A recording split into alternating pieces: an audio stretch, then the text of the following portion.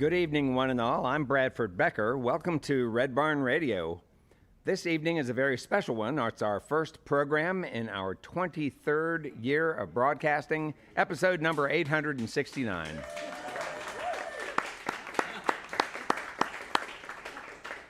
Red Barn Radio recorded its first music in Renfro Valley, Kentucky, and produced many more at various venues around the region until we settled here in Lexington.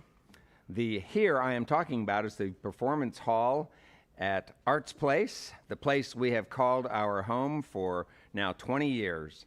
I would like to introduce you to the president and CEO of Lex Arts, Amy Sweetall. Come on out, Amy. Great to have you here. Hi, Brad. I'm so glad to be here. Amy, thank you. Well, hi, everybody. I want to welcome you to Arts Place. Like Brad said, you are in the heart of Lexington, which is just a really wonderful place to come and visit. We hope that you can come visit us live sometime soon. But yeah, Lex Arts is a great sponsor and supporter of Red Barn Radio because we have you all come in to our home every week, and so that we can send our home out to your home. So we really appreciate you being here tonight. We hope that you'll come visit us sometime soon. Thank you. Thank you, Amy. Red Barn Radio began more than 2 decades ago with a mission to record and share the music of this region, primarily old-time music and bluegrass. Our broadcast and the reach of our programming has grown, and so have our notions of what Southern music is, of how we define music as Americana or country. When we began this broadcast, what we called distant guest was that band or songwriter traveling from Pikeville or Cincinnati. Fast forward to 2024, and we find ourselves hosting artists not only from all parts of the United States, but also countries like New Zealand, Australia, Hungary, South America, Brazil, and Great Britain. And it is a great pleasure for me now to introduce you to the mayor of our very own world-class city. Please welcome Mayor of Lexington, Kentucky, Linda Gorton. Thank you, Linda. Thank you very much, Brad. And what a great night, day, time to start the 23rd year of this wonderful organization. And I want to thank Lex Arts for their hosting, and I'm so excited to hear the band tonight. Lexington prides itself in live music, having lots of different kinds of live music. And so we hope everybody watching and listening will have a great time and enjoy these folks. I'm not going to spill the beans on who you are, although I'm dying to. So thank you for everything. And Amy, thank you for sponsorship. And, we invite everybody to come to Lexington, Kentucky. And, you can even stop in here, right? Indeed. For the show and to enjoy some of our own live music here. So thanks, everybody. Congratulations. Right. Congratulations. Mayor Linda Gorton, thank you. All right. Our guest this week, kicking off our 23rd season on Red Barn Radio, is the McLain Family Band. The McLains, originally from Kentucky, have been performing for over 60 years. They've been instrumental and vocal in spreading the popularity of bluegrass music and regional culture beyond the United States. For over 7 decades, the McLains have performed in all 50 states and 60 countries. The band was formed by Raymond K. McLain and has included various members of the McLain family over the years, including Raymond's children, 3 of whom are here on the stage tonight. Red Barn Radio is proud and pleased to begin our 23rd season with these very special guests, our very special friends, the McLain Family Band. Well, thank you so very much, Brad Becker.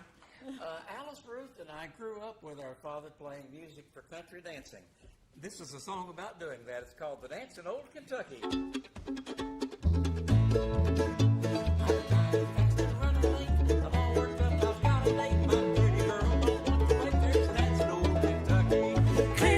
Sweep the floor, find your partner, couple up board, the dancing old Kentucky.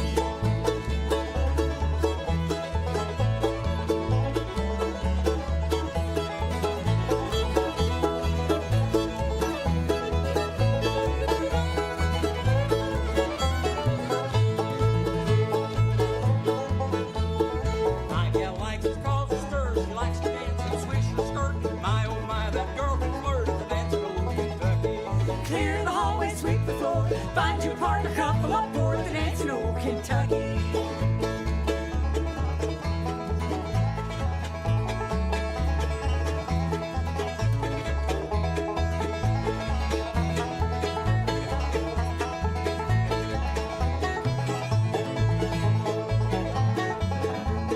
Alabama, lift with your left hand around that room with the right left grand. Kiss your partner, thank the band, and dance it old Kentucky. Clear the hallway, sweep the floor. Find your partner, couple up for the dancing old Kentucky.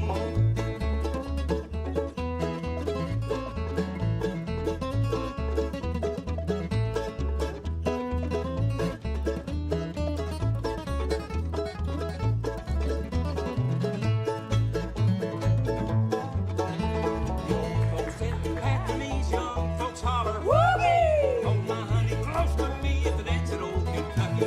Some rowdy boys are coming in. It's Brad Becker and all of them. You just wait till they'll begin to stir up some excitement. 'Cause all that stuff they're bringing in, hey, someone's got to handle in. I love the way they dig and grin at the dancing old Kentucky. Clear the hallway, sweep the floor. Find your partner, couple up for the dancing old Kentucky.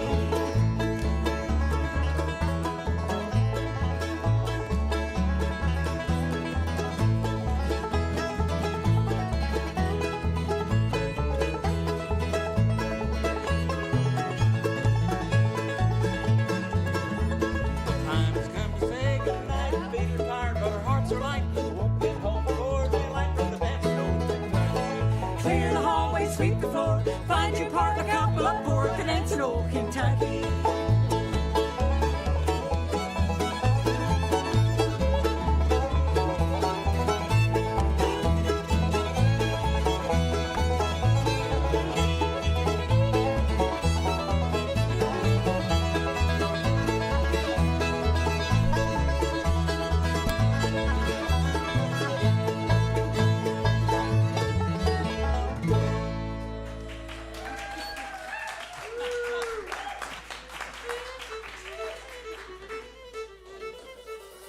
Good evening and welcome to Red Barn Radio.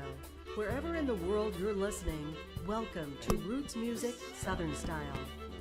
Thanks to WEKU, Red Barn Radio's official radio partner, NPR for Central and Eastern Kentucky. Listen online at weku.org. Red Barn Radio is supported by Visit Lex, Lexington, Kentucky's Convention and Visitors Bureau. More information on what Lexington has to offer is at visitlex.com. LexArts, Lexington, Kentucky's premier cultural development, advocacy, and fundraising organization, working for the development of a strong and vibrant arts community as a means of enhancing the quality of life in Central Kentucky. Follow Red Barn Radio on Twitter and like us on Facebook. Here's the host of Red Barn Radio to tell us more about tonight's performance.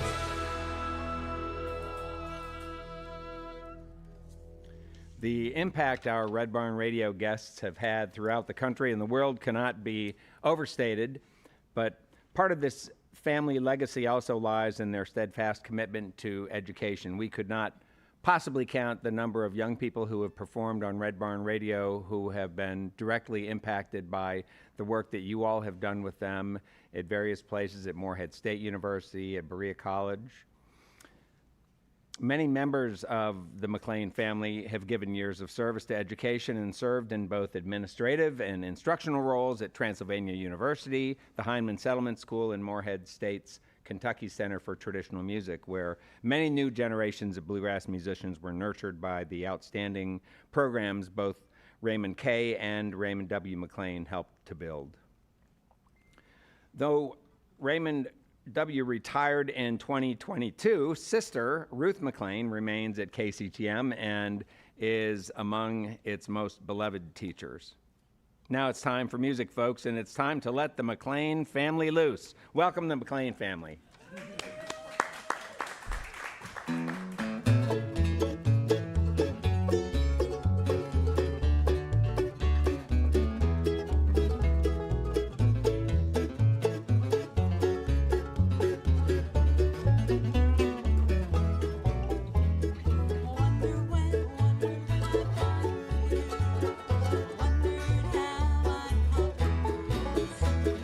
I wonder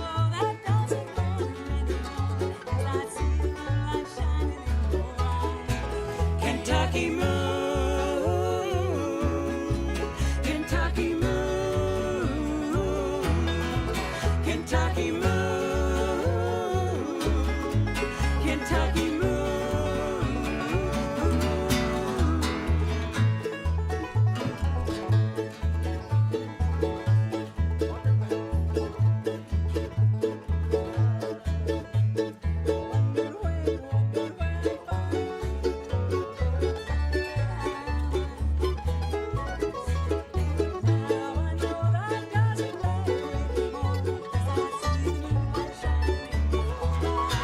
Kentucky moon,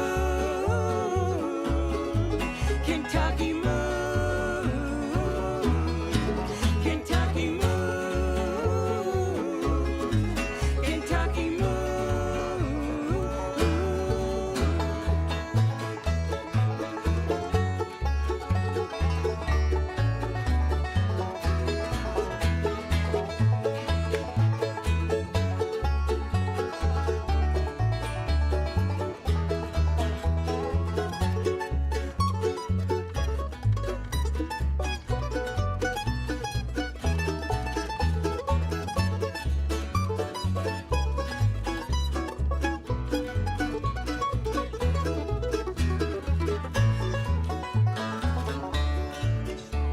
Shining bright,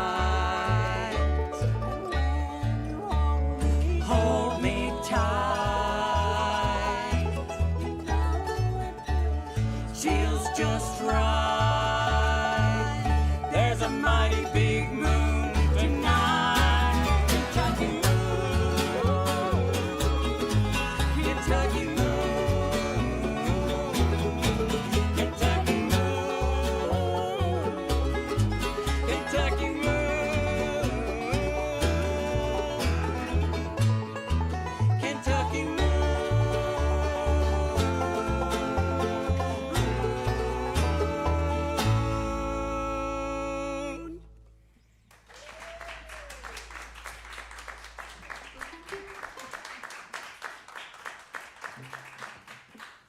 This melody was written by Buck White, and our father wrote the words. It's called the Down Home Waltz.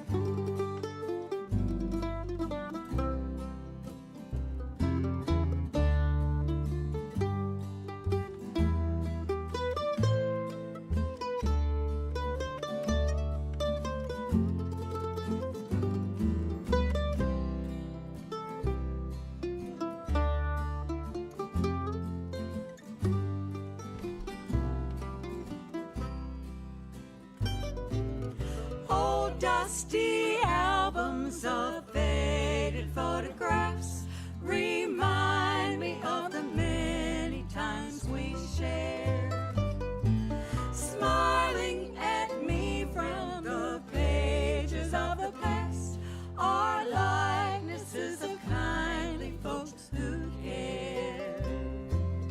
Even though I roam far away from home, somehow I hear your voice beyond the stillness, calling to me with a tender melody. I'm waltzing with the memory of you.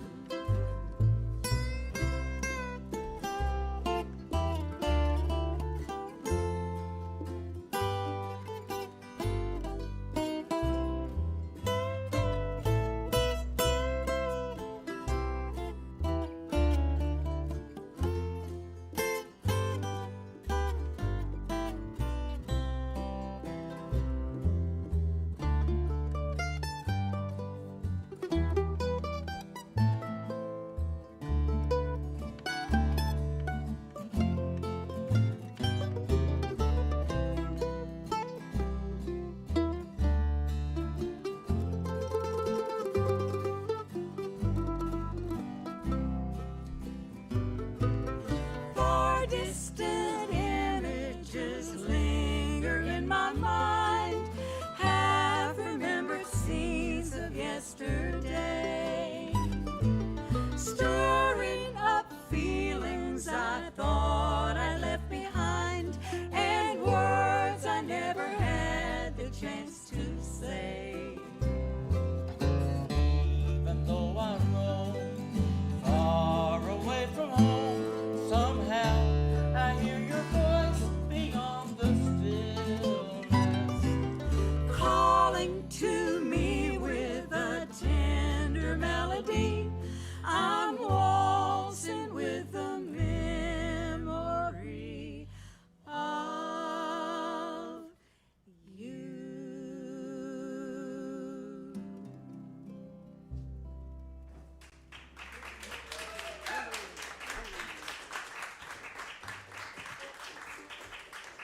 Well, the two young ladies are my sisters.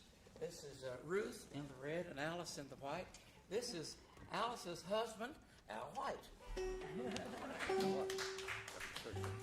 Take it away. Okay. Go to the races. I gotta go into the picks Go ahead and first. introduce the song, Al. It's a great Stanley Brother piece that we've been playing around with for the last 15, 20, 30 years, I guess. You think we finally get to the You think we finally get to the race? That's right, you think so. We'll be there. Go for it, Axel.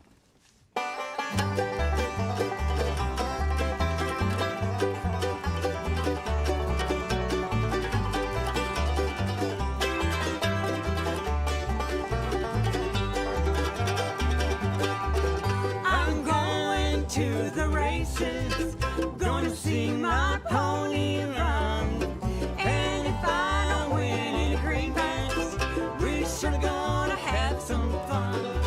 They say we can't get married. They say I'm not worth it. But they don't know what we're about. They don't know what we're gonna do. I'm going to the races, gonna see my pony run. And if I don't win any greenbacks, we're sure gonna have some fun.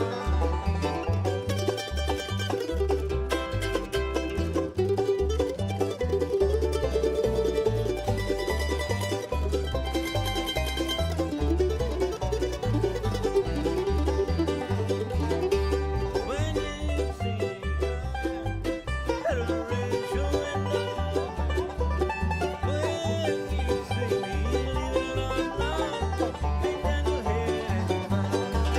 I'm going to the races, gonna see my pony run. And if I don't win any greenbacks, we're sure gonna have some fun.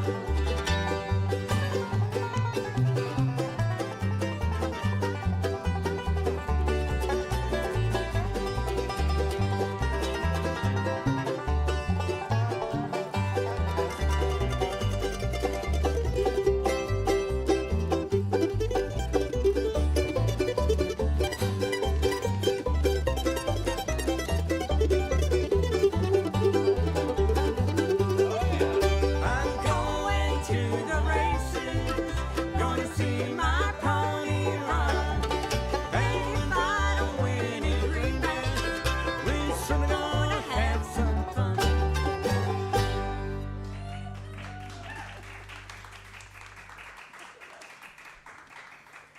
Well, I'll tell you a little more about Al White. He's originally from the state of New Mexico, and he moved to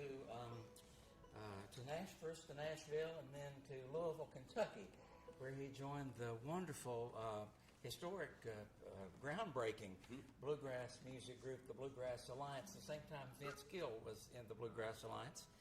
And then we were very fortunate that he married my sister, so we got to play with Al for about the last 47 years. 47 years. It's just been very nice.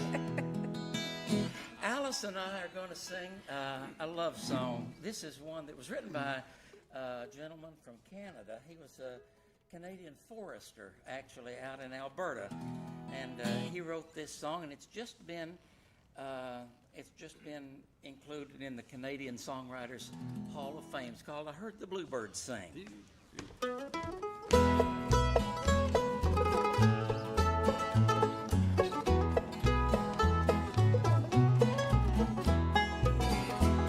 I met a girl out in the hills who gave my lonely heart a thrill. Her beauty seemed just like a breath of spring. And when I looked into her eyes, I thought of bluer summer skies. When I held her hand in mine, I heard the bluebirds sing. They sang of waiting Wondering if he loved her, and of counting counting every hour. till the bluebird Bluebird chirps its welcome, into the world once more. And though we're waiting, waiting for the sunshine. we keep hating hating every storm cloud that has gathered gathered o'er the mountains to keep us far apart.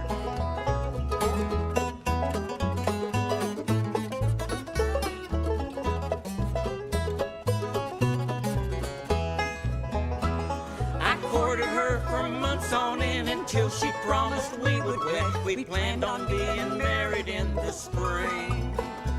All through the long cold winter months, it seemed that spring would never come.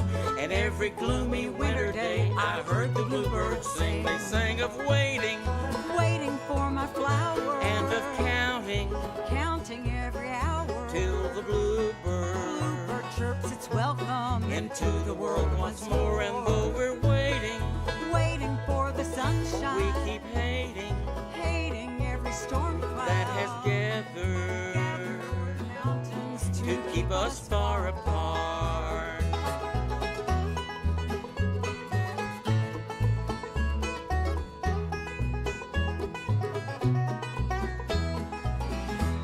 And when at last spring touched the earth, we married in the village church. Our wedding seemed just like a dream come true. Though many years have come and gone, its love is still as true and strong as when I found her years ago. And still the bluebirds sing, they sang of loving, loving every hour. and we're married, Married to my flower. and we're happy, Happy ever after. as since the day we met. And though we're older, older love is sweeter. we grow fonder, Fonder of each other. we'll be sweethearts Close together. until the end of time.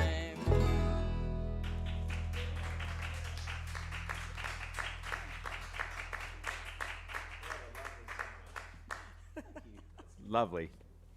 Well, we are so glad to have the McLain family here on our program with us.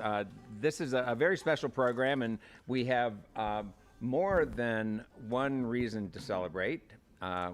One is that this is the beginning of our 23rd season, and we are very proud of that here. And we're also celebrating the fact that the McLain Family Band will be inducted into the Kentucky Music Hall of Fame coming up in October. I know what that means to us, and I would love to hear you all talk about what that means to you and even what this might have meant to your dad. Well, Brad, to be honest, it was a big surprise. It was not anything that we ever expected would happen. We're beyond honored. The Kentucky Music Hall of Fame is a wonderful place. And I've been there, of course, before, and you go in and there's, Merle Travis's guitar, the one with his name in the neck. And there, so many, everyone from Bill Monroe to Grandpa Jones to String Bean to Rosemary Clooney is the Exile. It's a wonderful group of people, and we're just honored to be able to join some of those folks in this place.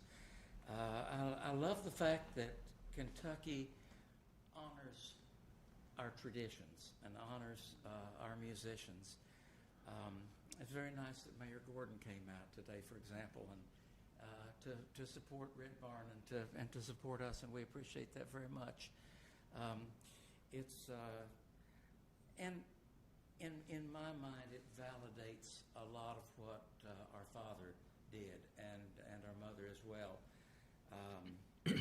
Daddy was visionary. The things he did, the things he started that have had lasting effect are remarkable. From creating and teaching the first college courses in bluegrass music and in Appalachian music anywhere. He did that at Berea College, and he never expected to be a teacher, but he was a very good one. And I don't think he expected to be a band leader, but he was a darn good one. He took us all over the world. We've played in 64 countries now as the McLain Family Band. He took us to stages that are even surprise me right now that those things happened. He took us to play with symphony orchestras and worked with conductors and composers and arrangers and made that combination, I think, for the first time. He created the McLain Family Band Festival, that was a festival of family bands, and family bands from all over the world came, and people from all over the world came. It was, and those are just a few of the things that he did. He was a remarkable man, and our mother, she never intended to be a manager. She did it because she wanted her family to be well managed, and she became the best manager anybody could ever hope for. And so I hope that this induction honors them for their many accomplishments. You know, when we think about family bands and some of the history we even know in pop culture, you know, we think of bands like, the Cowsills, right? You know, who modeled the Partridge Family. And we think about things didn't go so well, I guess, for the Cowsills. The Partridge Family seemed like a happy group of people. All the kids seemed to be enjoying what they were doing. If you all think back to the time when you all were little kids playing in the band, do you have some pretty fond memories of that time? You know, I'm always wondering, was there part of your childhood that was interfered with or lost because of the amount of time you all devoted to music? I never thought of it that way. Did you all ever think of it that way? No, it seemed like there were a lot of opportunities. We saw opportunities. It was different, for sure, than some of our classmates because we were doing different things on the weekends and in the summers. And we went to school one semester a year sometimes while we were touring full-time the other 8 months. May I tell you something about Ruth? You that may. You may not know. When she was 13 years old, they 12. When it she had was to be under 13. under 13. Okay, when she was 12 years old, she was, of course, already playing the bass and already playing on some professional stages and doing very well. Daddy was the executive director of the Heinemann Settlement School at the time, and they called Daddy from CBS television. They were going to produce the White House Conference on Children. Marge Champion was hosting, and they called Daddy and they said they had something in the script that said a child under 13 years old was a young lady was going to sing these two particular songs and play the mountain dulcimer, and did he know any children who could do that? And Daddy said, probably call Jean Ritchie, she would know. And they said, well, Jean Ritchie said to call you. And so Daddy said, I'm sorry, I don't know anyone under 12. I know a lot of dulcimer players and a lot of people that could sing these songs, but no one under 12. And they said, well, thank you very much. Well, they called back and they said, look, we have 2 weeks until the show airs, until the show's produced, and we can't find anybody. Do you know any young lady who could learn?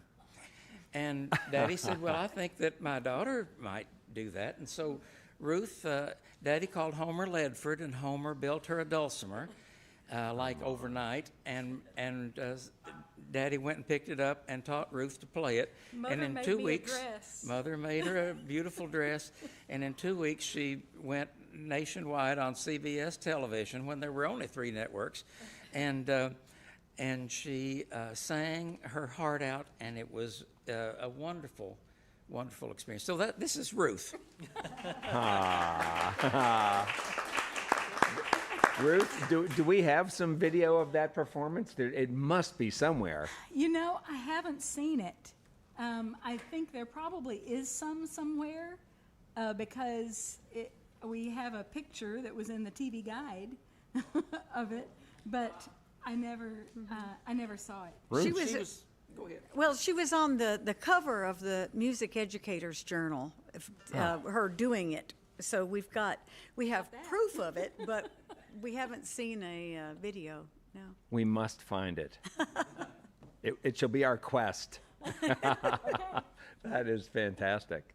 Going back to your dad, what kind of training came to him? Here he is. It seems to me that your dad is first an academic, Is that true? Second, a Well, musician? he never prepared to be a teacher. He didn't have. He had an undergraduate degree, and he was ABD in terms of graduate work, but he wasn't intending to do that with his life, and so he was a music theory major in college. He went to Denison University.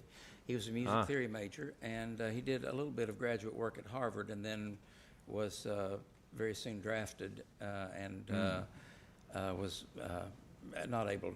It didn't finish that, but he was very interested in music and in musicians and in bringing people together. And you know, that's what musicians do. I think that's why we all had such a difficult time during the pandemic. We couldn't do the thing that we all feel compelled to do. And I think he saw the need in a particular time and then did that thing. And so his music theory training, of course, help us learn how to play instruments. And people in Eastern Kentucky were so nice to us. Everybody from Ray Sloan to all the Stampers that played the fiddle to well, I shouldn't start naming names because Columbus, Brewer, Berkeley, Ritchie, all their families. There's a rabbit hole. Was that? There's a rabbit hole to go down. Yes, so many people were so nice to us and helped us learn. A lady by the name of Katie Combs taught me to play clawhammer on the banjo. People were so nice to us, and Daddy encouraged that. And one of my earliest musical memories is going to sleep in one room and everybody playing music in the next room, because it happened all the time. I think he prepared all his life for it. Raymond said he didn't prepare for teaching, but not academically perhaps, but he certainly did his entire life. He was a natural teacher. He was a natural teacher, and he helped us all learn so many things. It's sharing. Teaching is sharing. And a natural student, too. He was a wonderful student, and I He think was a good always teacher learning. is a good Step student. up to the mic there, Our Raymond. father was always learning. Yeah. I was just saying, a good teacher is also a good student. Any teacher that is a wonderful teacher is also a wonderful student. It sounds as though your dad was also artful at and Mom, right? At finding some pretty special opportunities for a group of bluegrass players, right? Yes, and they were, because they thought outside the box. And then we didn't have managers for a long time, and then when we did have managers, Charles Hamlin and Edna Landau, who later merged their management company with IMG Artists, were wonderful managers for us in New York, and they programmed us all over. Did when you all traveled, did you all get along typically? And I'm thinking more the kids. It's the kids, bicker. We couldn't afford to do that. We depended on each other so much. When we were performing, especially when we would go overseas, we were a team, and I guess we've behaved that way pretty much our lives. I mean, I guess when we were very small, we probably fought over the M&Ms or something, but but when we were performing, we really couldn't afford to be at odds with each other because we needed each other so much. Yeah. So we're pretty close. Yeah, we still do. We still need each other and take care of each other. That's nice. Do you Yeah. remember being scared? As you're talking about some pretty big audiences, when we talk about the halls where you all played. Again, we had each other. Yeah, we depend on each other quite a bit, and if someone forgets some words, then something else will happen, and it's just like we've demonstrated that several times already today. It's just if if something goes one way, then something else will go another way, and it's just a constant. It's a kind of a dance. Any performance is a kind of a dance, and yes, you need to be on your toes. But I don't know if we were. I don't remember ever being scared because I had my family. I think you're also talking now about something important that needs to be said about bluegrass music and about what that means for players, because it's you all are together, you're a family, but how many bluegrass bands have we seen who just were so locked into each other and connected, and each one of them had a part, and it was just a beautiful thing. And then the way that the bluegrass community teaches young people, it's a fantastic thing. Yeah, you're a team. When you're in a band, every person's role is important and necessary, and you don't know exactly what you might be called upon to do, but you'll be there. Hey, our guest this evening on Red Barn Radio is the McLain Family Band. They'll be inducted into the Kentucky Music Hall of Fame in October. We are so fortunate to have them with us here on this night when we celebrate the beginning of our 23rd season of broadcasting Red Barn Radio. And now we're going to get back to some music with the McLain family. Ain't nothing in this world I like better. Bacon and lettuce and homegrown tomatoes. Up in the morning, out in the garden. Pick you a ripe one, don't get a heart. Plant in the spring or eat them in the summer. The culinary bug I forget all about. Sweating and a digging every time I go out and I pick me a biggin. Homegrown tomatoes, homegrown tomatoes. What'll life be without homegrown tomatoes? Only two things that money can't buy. That's true love and homegrown tomatoes.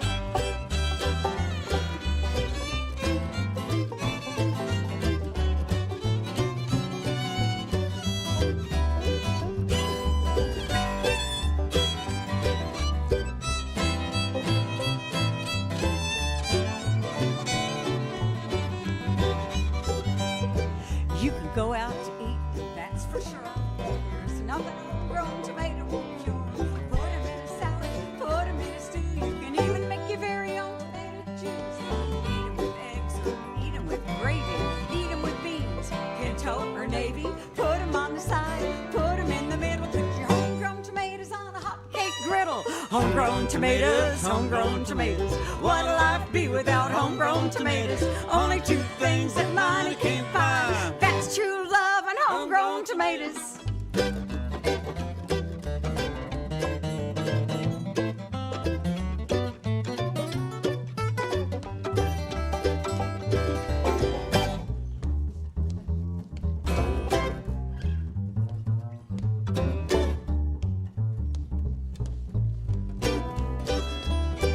If I was to change the life I lead, I'd be Johnny Tomato Seed. 'Cause I know what this country needs. It's homegrown tomatoes in every yard I see. When I die, don't bury me in a box in a cemetery. 'Cause out in the garden would be much better. I could be pushing up a homegrown tomato. Homegrown tomatoes, homegrown tomatoes. What'll life be without homegrown tomatoes? Only two things that money can't buy. That's true love and homegrown tomatoes.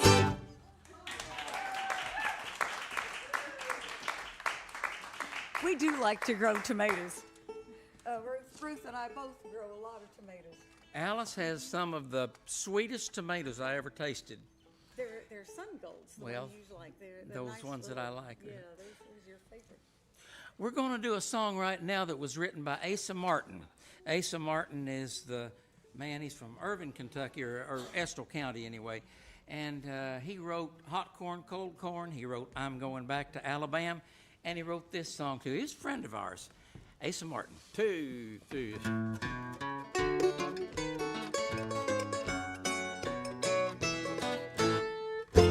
Down in old Kentucky where the skies are blue. Hello everybody, how are you? Down in old Kentucky, my old southern home. Born in the country and I live in the hills. I whistle and sing just like a whippoorwill. down in old Kentucky, down in old Kentucky, my old southern home. Oh, way out in the mountains where the skies are blue. That's why I live here, never, never feel blue. Down in old Kentucky where the people are fine, they will treat you right if you will stay in line. Down in old Kentucky, down in old Kentucky, my old southern home.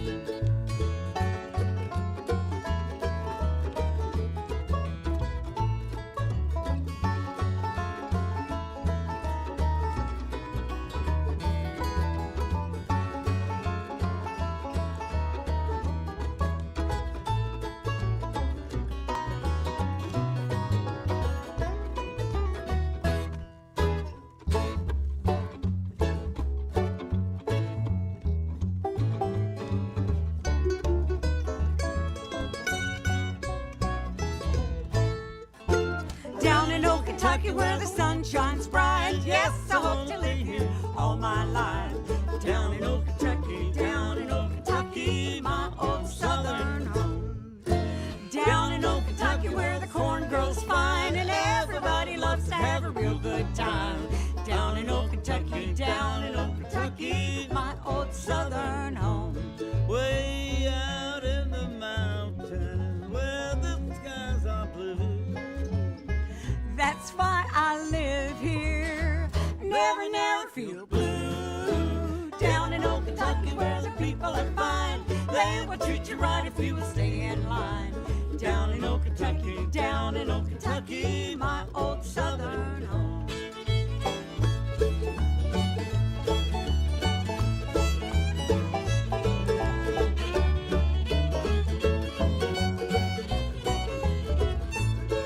Way out in the mountains where the skies are blue. That's why I live here, never, never feel blue. Down in old Kentucky where the people are fine, they will treat you right if you will stay in line. Down in old Kentucky, down in old Kentucky, my old southern home.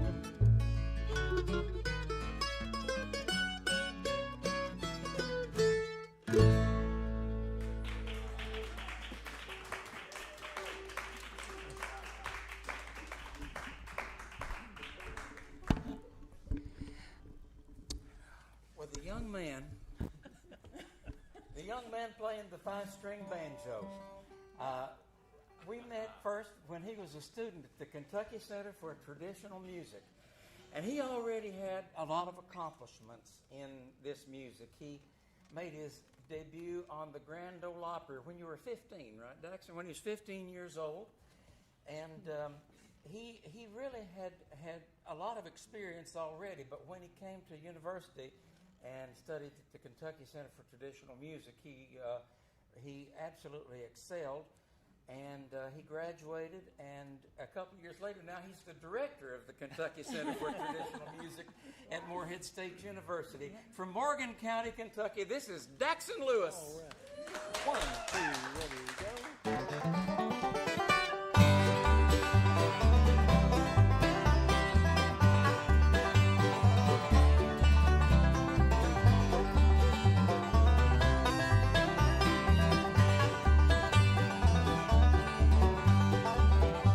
My home is in Kentucky, rolling hills of Kentucky. Looking round home, I've never felt so lucky. I've been up and down the road, watched how the rivers flow. Got to believe it, I know heaven when I see it. Oh, I wanna go to Jackson, Denver and LA, and I'll hop on a plane or a train, and I may, 'cause I keep my bags packed and ready to go. And I'll tell you one thing that I know. My home is in Kentucky, rolling hills of Kentucky. Looking round home, I've never felt so lucky. I've been up and down the road, watched how the rivers flow. Got to believe it, I know heaven when I see it.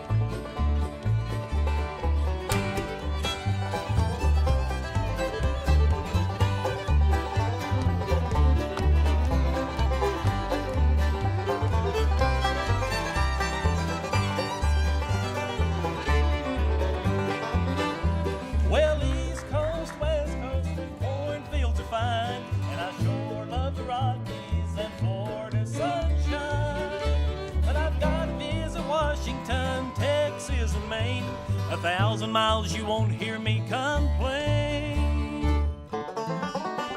My home is in Kentucky, rolling hills of Kentucky.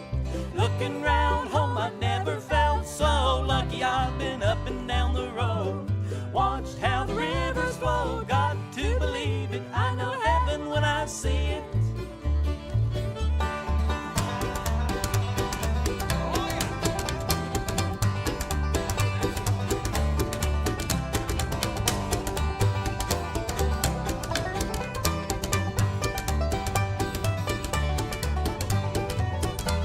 Alaska's got glaciers and Florida's got the keys. California's got the stars and big redwood trees. But none can compare to the OKY, 'cause I've got a girl there with stars in her eyes. My home is in Kentucky, rolling hills of Kentucky. Looking round home, I've never felt so lucky. I've been up and down the road, watched how the rivers flow. Got to believe it, I know heaven when I see it. Kentucky.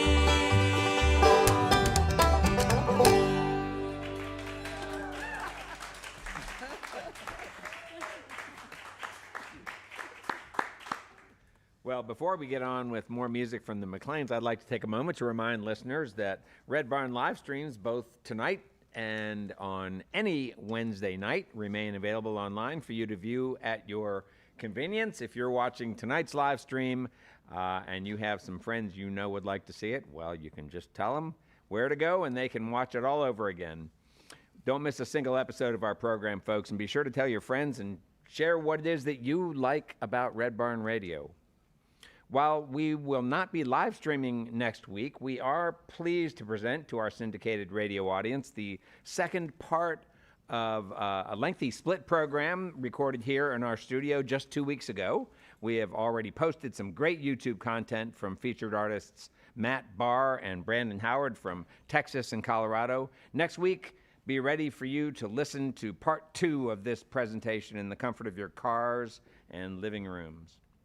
Now for information on our September 18 program, which is the week after. Andrew Montana was born and raised in Southern California and spent his summers with his family in Appalachian, North Carolina, where his musical style was most influenced. Known for his captivating storytelling and mesmerizing melodies, Montana has been making waves in the indie folk scene with his heartfelt and evocative songwriting. In June 24, Andrew released his sophomore album, American Pastoral.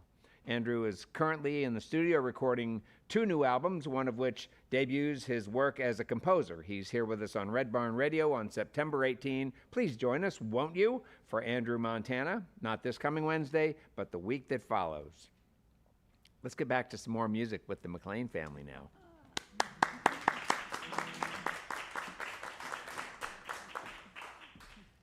Well, thank you. Put this back down to my size. Thank you very much, Brad. This is a number that back in the 80s, in the late 80s, Sonny Osborne asked me if I would write a banjo instrumental for him. He was going to do a recording with J.D. Crowe.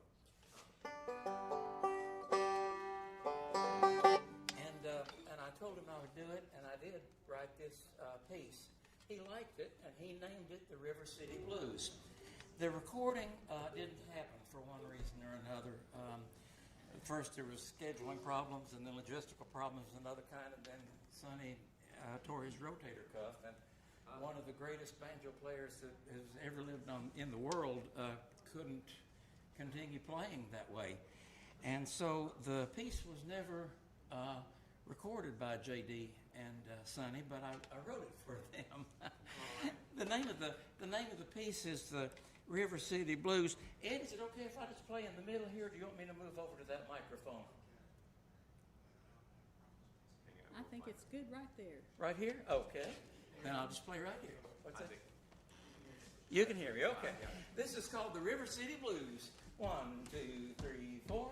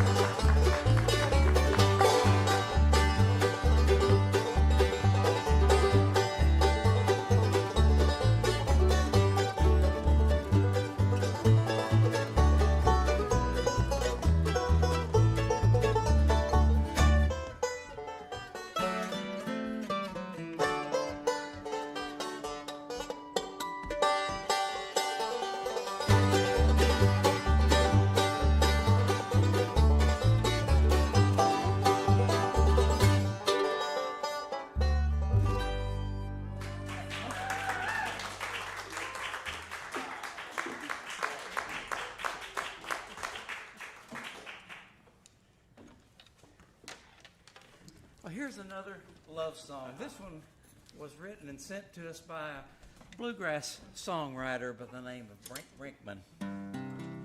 It's called Would I? If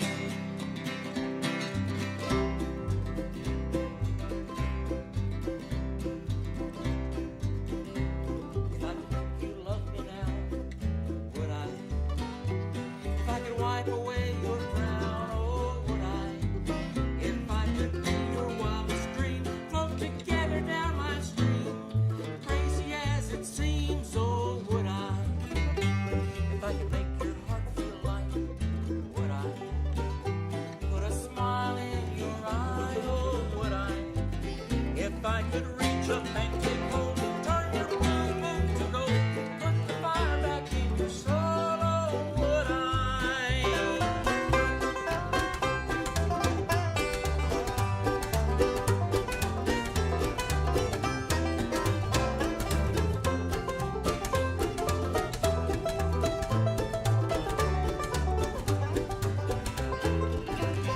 If I could make you love me now, would I? Would I? If I could wipe away your frown, oh, would I? Would I? If I could be your wildest dream, float together down life's stream, crazy as it seems, oh, would I? If I spent the day with you, would you finally see the truth? Or would you still believe you need more proof? Would you let my heart come in, or would you be a long lost friend? If sparks be flying high by day's end. If I could make you love me now, would I? Would I? Put a smile in your eye, oh, would I? If I could reach up and take hold, turn your blue moon to gold, put the fire back in your soul, oh, would I?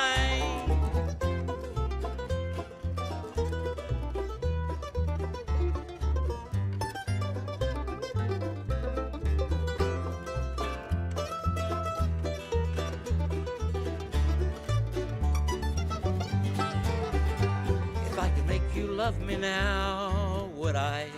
Would I? Put a smile in your eye, oh, would I?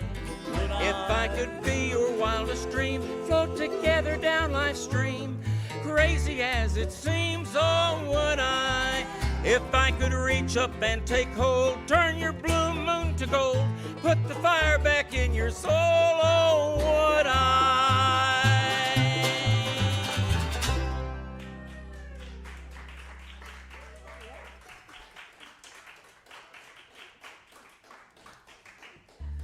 Well, now Alice is going to sing a gospel song. It's an old gospel quartet number. You want to say anything about it, or you just want to sing it? Let's sing it.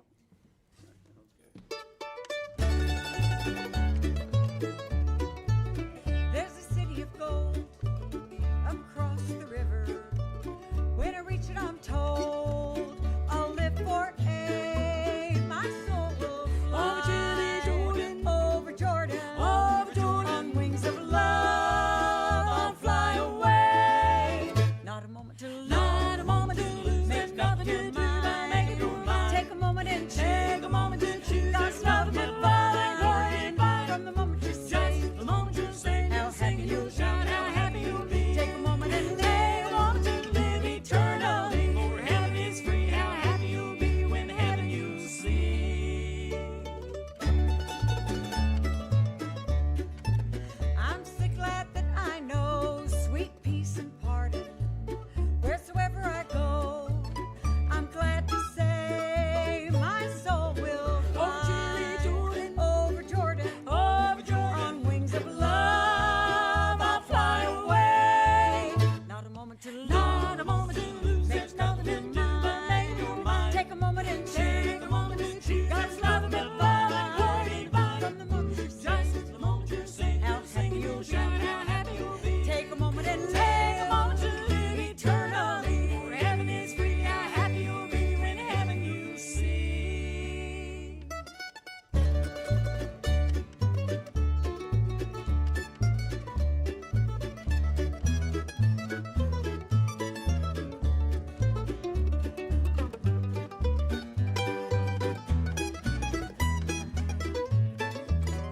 The river is wide and rough, the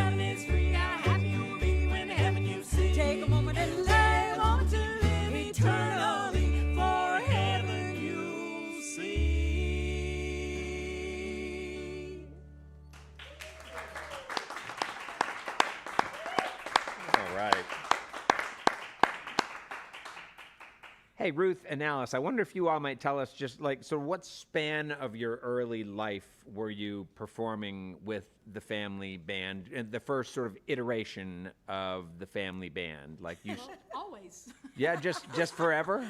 Yeah, pretty much. Yeah, well, Well, I guess, were you 9 when you started playing bass? Or 10. Maybe Yeah, 10? 9, 10. I was 10 when we had our first TV series in Hazard. And we kind of talk about it was 1968, in case you want to do math. I wasn't doing that. Yeah. But we were busy doing shows right away, smaller shows. Yeah. You know, we actually didn't think much about how old we were Uh-huh. because no one told us that we weren't supposed to be able to do that. You know, Uh-huh. you know what I mean? Yeah. You know, if you're not told that there's some reason that you wouldn't be able to do something, you don't necessarily know that you shouldn't be able to do that.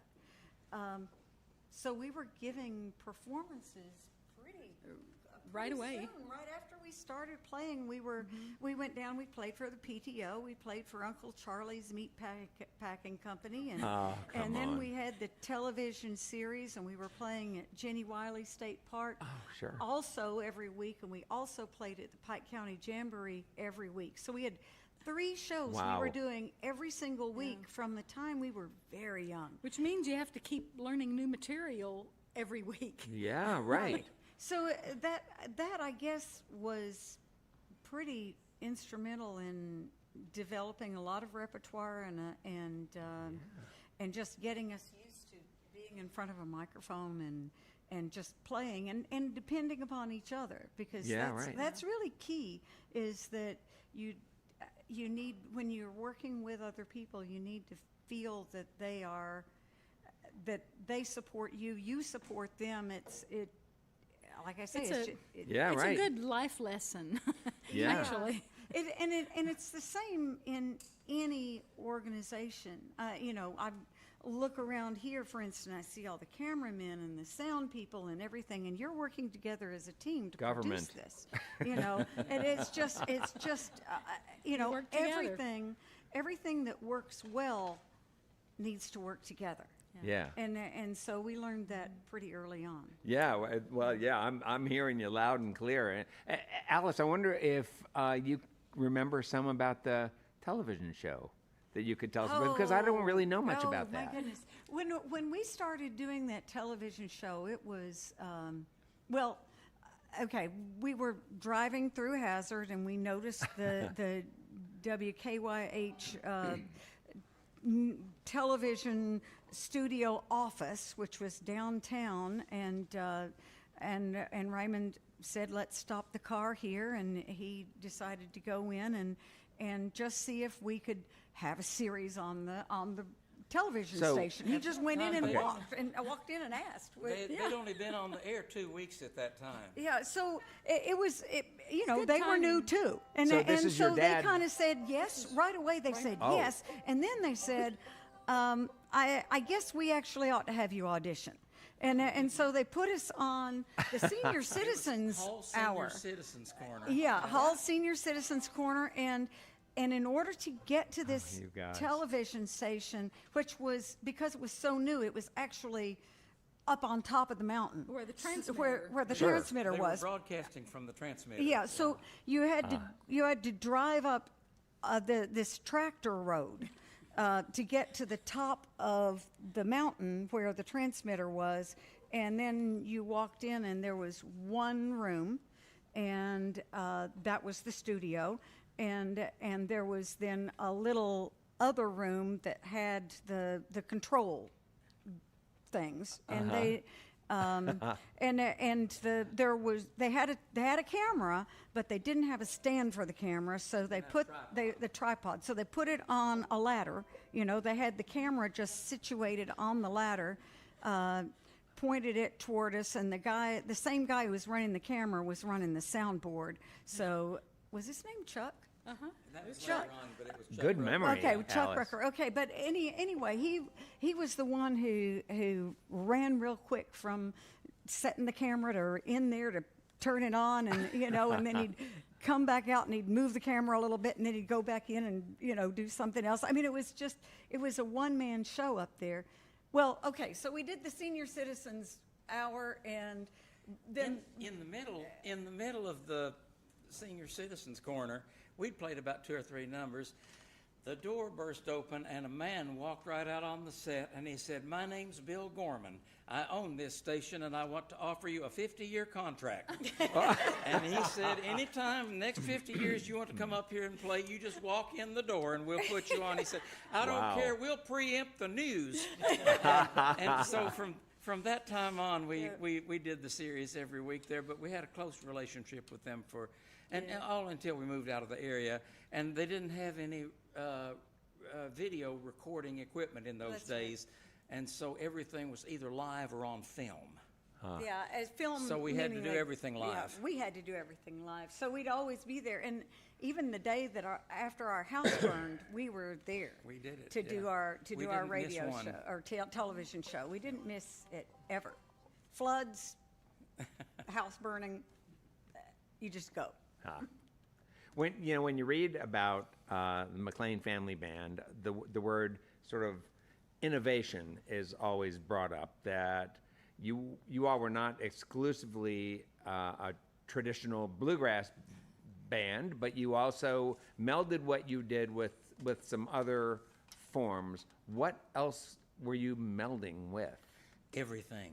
The first thing we recorded was one of the songs by the Coasters called Charlie Brown. On the other side of the 45 was a song called Cimarron that we learned from the Sons of the Pioneers. Daddy loved all kinds of music, and we didn't think there was a big difference between styles. And I think people didn't used to make as much difference as they do now. Some people say that they started giving music labels so that they knew what bin to put it in the record store. And I think that's probably true. When we started, we weren't thinking it has to be strictly this or strictly that. And we made friends with Bill Monroe early on through some friends of the Goins brothers, and we met Bill Monroe and became good friends. He booked us on all of his festivals all across the country, in California, Colorado, Mississippi, Alabama, Kentucky, Tennessee, Maryland, Delaware, I guess. And everywhere he had a festival, he booked us. And we took him, when he started his festival, he and Melvin Goins started a festival in Jackson, Kentucky. And we took Bill and a group of people up to Channel 57, and Bill Gorman and different people interviewed us while we were there. And somebody said, we were sitting on a couch, and Bill was in the middle between Daddy and me, and the interviewer said to Daddy, he said, "Now what you play is not exactly bluegrass music, is it?" And Daddy didn't want to say no, because I think Bill would think, well, Bill Monroe was right there. And he was right there, and he didn't want to say, well, yes, because he thought Bill might say, well, it's not. So, but Bill answered, and he said, well, I call their music bluegrass music. They had better call it bluegrass music. And so it was a good... I love that. There several times he did things like that for us. We played at Bean Blossom one time, and Daddy was a wonderful accordion player and played the accordion in our band. And so he'd been playing the accordion on the stage, and Bill was there talking with us when we came off. And a man came out of the audience and came right at Daddy and said, "That accordion is not a bluegrass instrument. You should not be playing that accordion with a bluegrass band." And Bill said, "Well, my mother played the accordion, and I've used the accordion in my band. I think it sounds good." And the man went back and sat down. But Bill did things like that for us a number of times that, well, we'll always appreciate his friendship, let alone the fact that he invented the musical style. Was it always your dad who was sort of directing your repertoire and your set list, or did there come a time when, as you all got sort of in your later teens or early 20s when you started to bring in material that you wanted to bring to the table? He always did decide what to do at a given time. He had a great instinct for what an audience needed. And that's what any entertainer needs to know, is what does the audience need, because that should be your first concern. And no matter if you've got a song that you just want to sing and it's just burning a hole in your pocket to be able to sing this song, if it's not what that audience needs at that time, it's not the right song. You need to make that your first consideration. And Daddy always had a great instinct for what the audience needed. And so he did decide that. But he was always open to everything that we wanted to do. And if we wanted to sing Yesterday, or if we wanted to sing, his mind was not closed about anything we wanted to sing. He would be open to it, wouldn't he? Yeah. So you were playing bluegrass music and touring around in the 60s. In the late 60s. Yeah, a tumultuous time for the world, for our country. Were you all always sort of apolitical, or did you ever bring anything to talk about what audiences needed? Did some of your bluegrass audiences need to hear you, for instance, sing about peace? I'll tell you exactly what I think about that, Brad. I think that our country was divided. I think we're more divided now. And I think that we need to come together. And I think that regardless whatever we think, we can come together in music. Music is something that we can all celebrate. We can all get along. We can all celebrate that for one another. Our cultural heritage is powerful, and music is powerful, and it can bring us together. It can do it, and I think that we have to trust it. Daddy's advice to us was always, he'd say, "Son, when in doubt, practice." And I thought that was, to this day, I didn't always understand it when he said that, but now I absolutely do.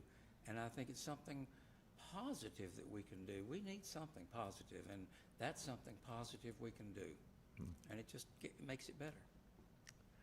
Wow. Well, I would like to hear some more music. I don't know about the rest of you. Yeah.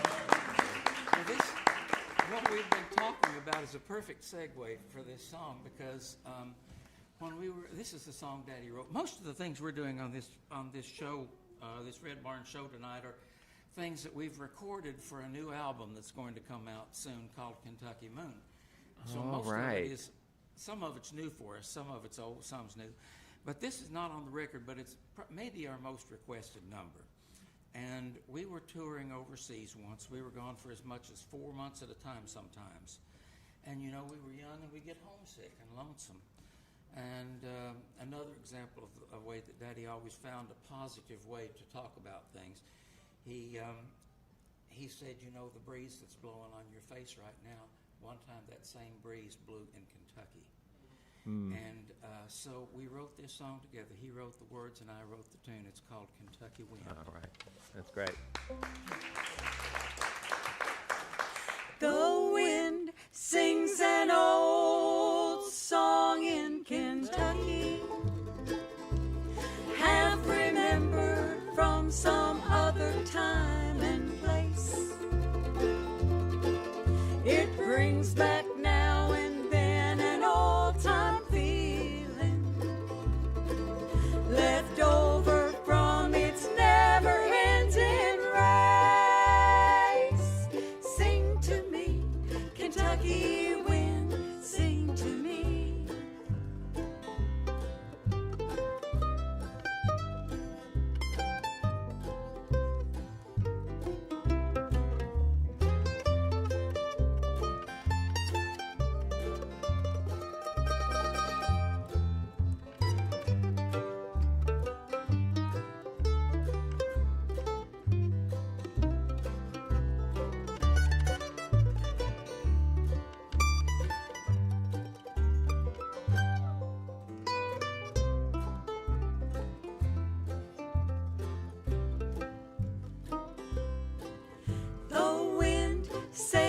best voice for the evening,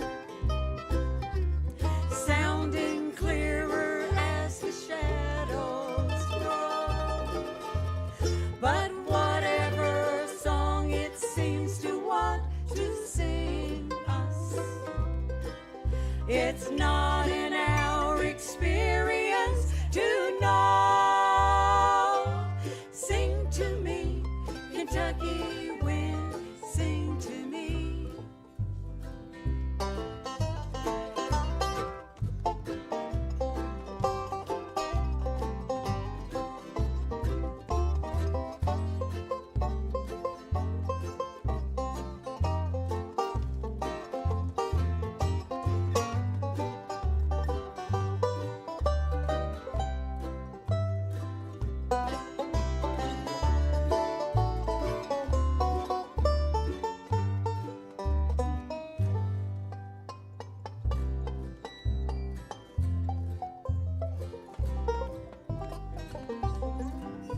If I could only see things as the wind does in its restless journey through the land, then I'd know the meaning of its message, and I'd shout it out for all to understand.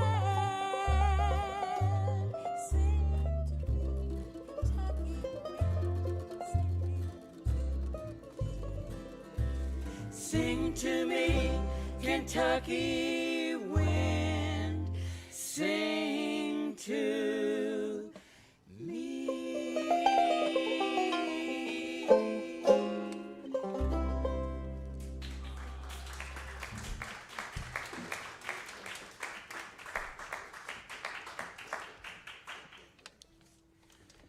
We're very proud to be from the state of Kentucky. We grew up in Hindman, Kentucky, on a stream of water called Troublesome Creek. And we wrote a banjo instrumental about that. Daxon's going to get his banjo as well. Even when he was still a student, I had a little surgery on my index finger, a little tendon problem there. And so while I was recovering, I asked Daxon if he'd come help us, which he did, and we've never let him leave. That was about 8 years ago.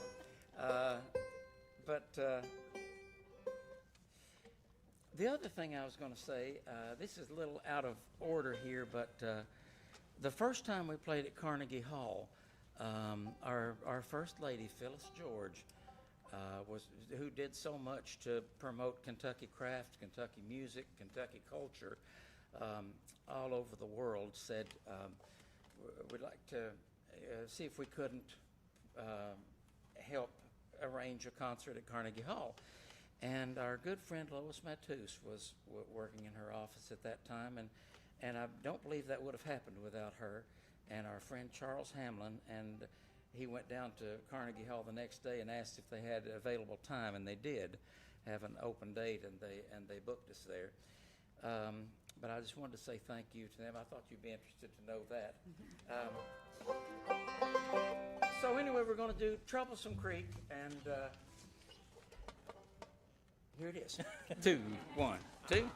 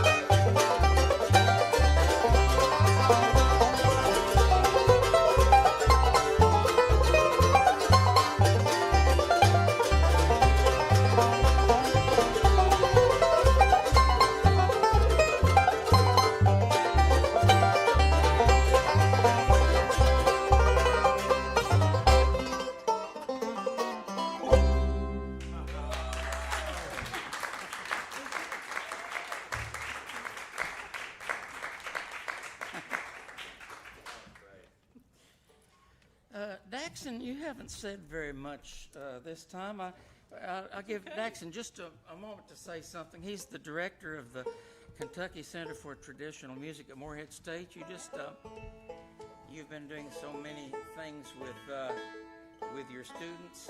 Matter of fact, your most recent graduate is Lucy Becker, right? Yeah. Isn't she the most recent graduate, That's earning right. the Bachelor of And- Arts degree in traditional music? And Annabelle Peterman. Where's Annabelle? There she is. No. There she is.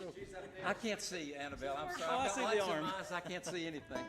But, Yeah. Annabelle, was there somebody? Did Tom graduate? Not yet. Not yet. He's coming though. Okay. Anyway, I didn't mean to get off onto another subject, but Daxon, would you like to say anything about the center or Oh, sure. about? You all just took a trip to Hungary, right? Yeah, I'm Hungary and Slovakia, and I was thinking how being around these individuals that are standing behind me has changed every part of my life. They've changed my musical life. They've changed my personal life. I've had opportunities here that I would have never had if it wasn't for the folks behind me and others. But these people are very special to me.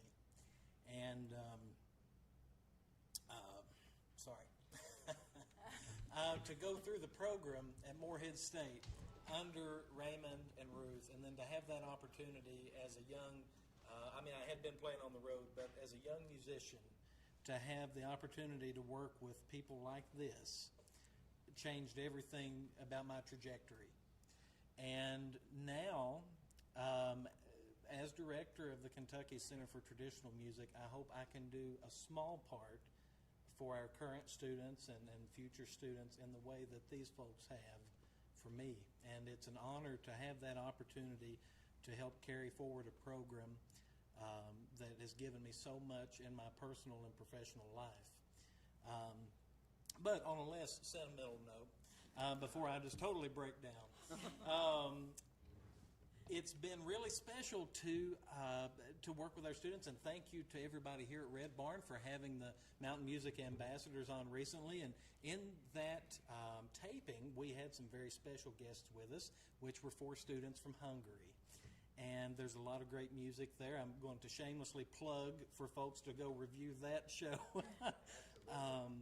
But we're very thankful for Brad and Ed and Mayor Gordon and everybody else that's here, and other venues and folks in our musical community that not only support us as musicians, but they support our program, they support our students, and give us opportunities to bring them to great venues and shows like Red Barn Radio. So thank you for everything that you do.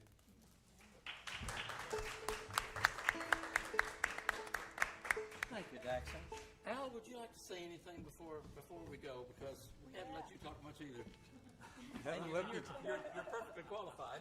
Thank you. Okay, that's enough. What can I say? Alice and I have been married for 47 years now. That's pretty good for musicians, and especially considering how young we were when we were married. Like Alice was 7 and I was 9. And here we are still playing the music. What do you think? So, Pretty good. Tell folks what you've done in your career as an educator. as an educator, Yeah. well, okay, so I'll just hit the last 20 years or so. Okay, sure. Save you the first 56 or whatever. But yeah, I was hired by Brigg College to teach these instruments, lead a bluegrass band, and did so for a good long time, 20 years. And then a few years ago, I had a notion to start a mariachi band, which you know because you had us here. Absolutely, it was on your great. stage, and I so appreciated you taking a chance on us, and it was a great night. It was a great night. It was a great night. So I have had a lot of great opportunities also, and with this group, with Alice, and with the college. And so anyway, glad to be here. Thank you for all you do. Appreciate it. Thank you, Al.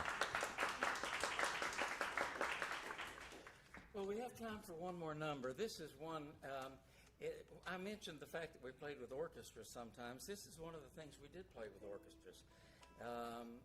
We had pieces that were written by Philip Rhodes, who's a wonderful composer, wonderful friend. including the Concerto for Bluegrass Band and Orchestra that has been very popular.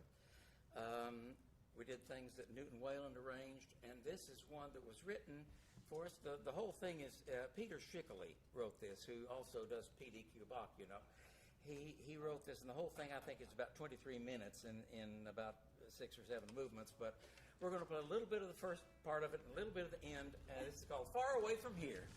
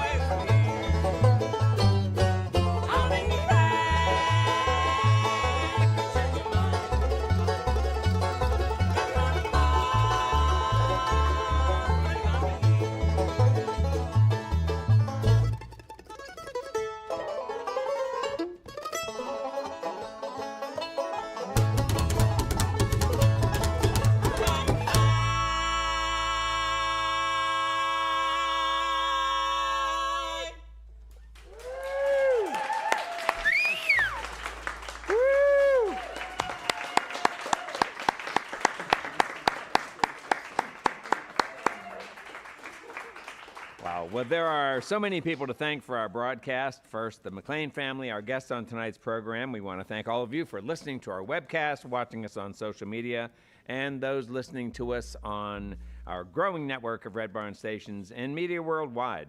Thanks to WEKU, Red Barn's premier radio partner, Central and Eastern Kentucky's radio news leader. You can listen online at weku.org. It's your chance to hear more great live music from Red Barn Radio and WEKU. That's NPR for Central and Eastern Kentucky. Hey, and those of you here in the Central Kentucky area, you have to be sure to check out Red Barn TV. It's our weekly program of music now on ABC 36 WTVQ. Red Barn Radio comes to you from our home, the Arts Place Performance Hall in downtown Lexington, Kentucky. Our website has updates and further information on our guests and our program. We're on the web at redbarnradio.com. And now I wonder, could we get you all to do just one more to send us home? Could we do one more? All right. Was that a nod from you, Al? Can we, okay, good. All right, good. All right.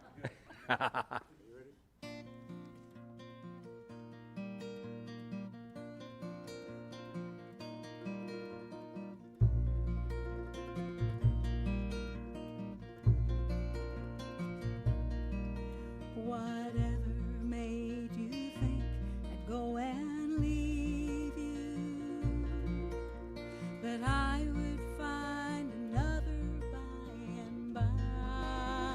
Let me kiss away your worries, don't you cry now, for you and I will never say goodbye.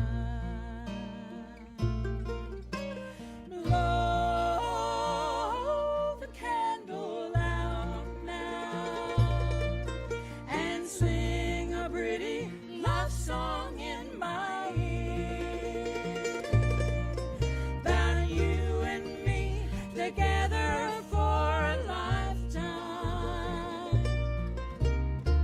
Sing me the words I long to hear.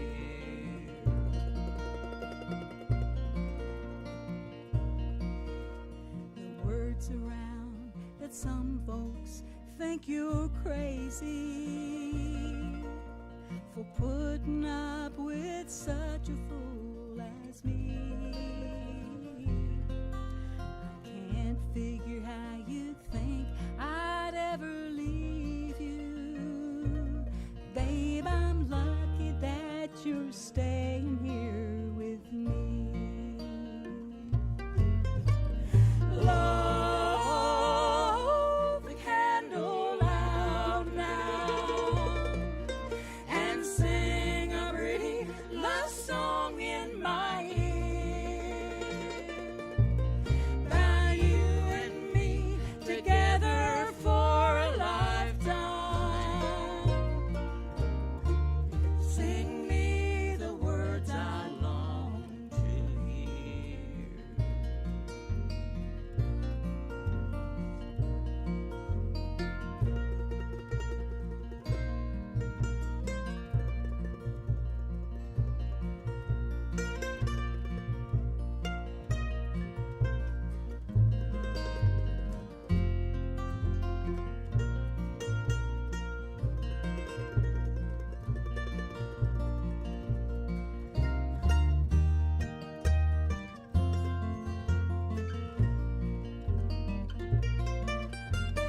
Blow the candle out now and sing a pretty love song in my ear about you and me together for a lifetime. Sing me the words I long to hear. Blow the candle out now and sing a pretty love song in my ear about you and me together for a lifetime. Sing me the words I long to hear. Whatever made you think I'd go and leave you?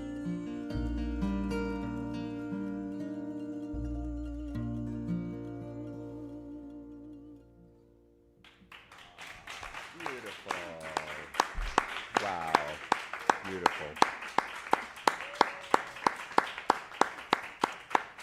Well, that's all for our show for this week, folks. You can see and hear Red Barn Radio worldwide as we stream live on the web on YouTube, Facebook, and Twitch, Wednesdays, 7 p.m. Eastern in North America. And it's always great to hear from all of you who listen to Red Barn Radio's archived performances on your favorite streaming platforms. Speaking of you listeners, please, before, during, or after you enjoy Red Barn Radio, take just a moment to engage with us. Your comments, your sharing all matter so much to us, and keep us growing and continuing our mission to bring roots music, Southern style, to your neck of the woods and beyond. And now we bid you good night. Let's stick together, let's appreciate each other, and let's join up again next week for another great evening of music and conversation on Red Barn Radio. I'm Bradford Becker. See you next time.